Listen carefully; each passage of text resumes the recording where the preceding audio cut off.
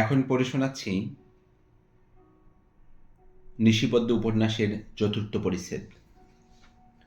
বেশ কিছুদিন হলো হারাধন সপরিবারে তার কলকাতার বাসায় এসেছেন।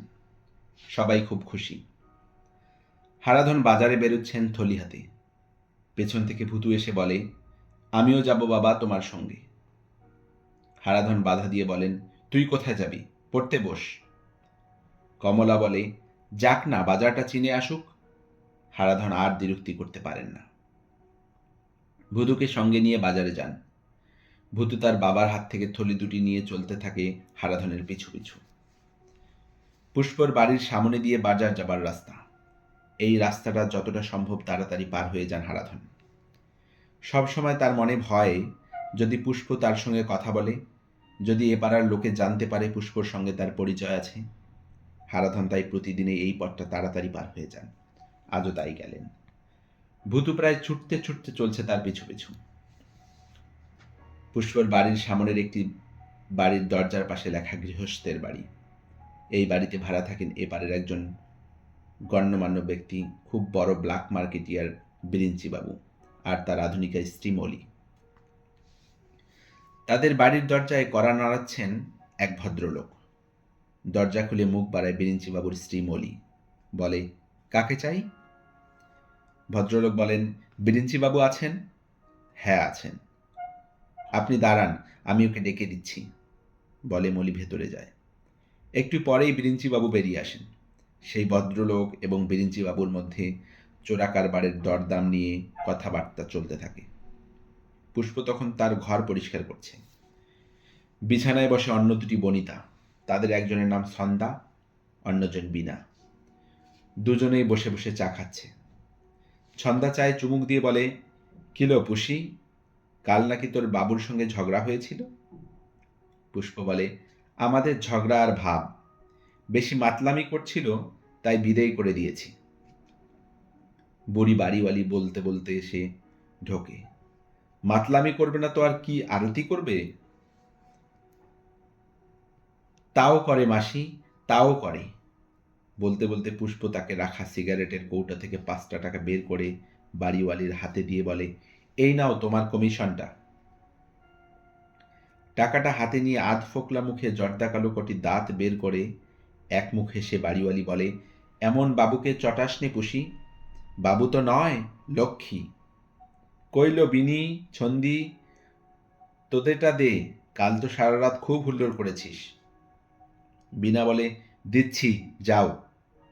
হ্যাঁ, সকাল থেকে পরের ঘরে আড্ডা না দিয়ে নিজের ঘরে আয়, এসে আমার টাকাটা তাড়াতাড়ি দিয়ে দে। বলতে বলতে হেলতে দুলতে মুটকি বাড়িওয়ালি বেরিয়ে যায়। সেদিকে তাকিয়ে বিনা বলে, কমিশনের টাকাটা মাসি রোজ ভোরবেলাতেই চাই। ছন্দা বলে, না নিলে ওর চলবে কিসে? দিনমজুরের কাছ থেকে দিনের টাকা না নিলে ওর চলবে কেন? এমন সময় আবার বাড়িওয়ালির ডাক শোনা যায়, ছন্দি, বিনি। বিনা আর ছন্দা বিরক্ত হয়ে বেরিয়ে যায়। পুষ্প ঘর পরিষ্কার করতে থাকে। সেই গৃহস্থ বাড়ির সামনে তখনও বিরিঞ্চিবাবুর সঙ্গে সেই ভদ্রলোকের দরদাম নিয়ে কথা কাটাকাটি চলছে। হঠাৎ বিরিঞ্চিবাবুর স্ত্রী মলি এসে তাদের কথোপকথনে বাধা দিয়ে বলে, কি গো, বাজারে যাবে না? বিরিঞ্চিবাবু আরও দু একটা কথা বলে ভদ্রলোককে বিদায় করে দিয়ে বাজারে যান।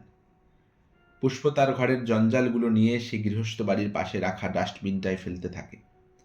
হঠাৎ হারাধনের কথায় ঘুরে তাকায়, দেখে ভূতু বাড়ির দিকে ছুটে চলছে বাজারের থলি হাতে।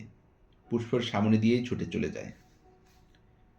ওরে, অত জোরে ছুটিসনি, পড়ে যাবি, বলতে বলতে হারাধনও তাড়াতাড়ি ভূতুর সামনে দিয়ে চলে যেতে যান। পুষ্প একরকম তার পথ আগলেই বলে, দাদাবাবু। হারাধন এদিক ওদিক তাকিয়ে পুষ্পকে প্রায় না চেনার ভান করে বলেন, আমাকে বলছো? পুষ্প বলে, হ্যাঁ, আপনি বুঝি এপাড়াই বাসা নিয়েছেন? হ্যাঁ, বলে হারাধন তাড়াতাড়ি চলে যেতে চান। পুষ্প বলে, ওটি বুঝি আপনার সেই আগের পক্ষের ছেলে ভূতু? হারাধন বিব্রত করে কোনো রকম উত্তর দেন, হ্যাঁ। পুষ্প বলে, অনেক বড় হয়ে গেছে, ওকে আমি কতটুকু দেখেছি? হারাধন তার কথায় ভালো করে কর্ণপাত না করে এদিক ওদিক তাকিয়ে দেখেন তাদের কথা কেউ শুনছে কিনা। হ্যাঁ শুনছে। পাশের পানের দোকানে কিছু অসামাজিক লোক, কিছু বনিতা তাদেরই দিকে তাকিয়ে আছে। গৃহস্থ বাড়ির বউ মলিও রয়েছে জানালায় দাঁড়িয়ে। তার কানেও যাচ্ছে বোধহয় পুষ্পর কথা। হারাধন অস্বস্তি বোধ করেন। পুষ্পর প্রতি ঘৃণায় রাগে তার গা রিরি করে ওঠে। তাড়াতাড়ি সেখান থেকে চলে যেতে গিয়ে আবার ফিরে আসেন পুষ্পর কাছে। পুষ্প কিছুই বুঝতে পারে না। হাসি মুখে জিজ্ঞাসু দৃষ্টিতে তাকায় হারাধনের মুখের দিকে। কঠিন কণ্ঠে হারাধন বলে, শোনো পুষ্প, তুমি এভাবে আমার সঙ্গে আর কথা বলো না। চমকে ওঠে পুষ্প। তার মুখের হাসি মিলিয়ে যায়, অবাক হয়ে বলে, কেন দাদাবাবু? বিরক্তির সঙ্গে বলেন হারাধন, সে কথাও কি তোমায় বুঝিয়ে বলতে হবে? আমি সমাজে বাস করি, তুমি অসামাজিক, তোমার সঙ্গে কথা বললে অসম্মান হয়, পাপ হয়। পাথরের মূর্তির মতো নিশ্চল পুষ্প অস্ফুট উচ্চারণে বলে, দাদাবাবু, এ আপনি কি বলছেন? হারাধন বলেন, ঠিকই বলছি। আমি যে তোমার পরিচিত, এ পরিচয় দয়া করে কারু কাছে দিও না, দিলে আমার ক্ষতি হবে। সুতীক্ষ্ণ বাণের মতন কথাগুলো পুষ্পর বুকে ছুরি দিয়ে হারাধন হনহন করে চলে যান সেখান থেকে। বানবিদ্ধা হরিণীর মতন সর্বাঙ্গে জ্বালা ধরে যায় পুষ্পর। লজ্জায় দুঃখে অপমানে বেশ কিছুক্ষণ তার মুখে কোনো কথা সরে না, পা চলে না, চোখে পলক পড়ে না।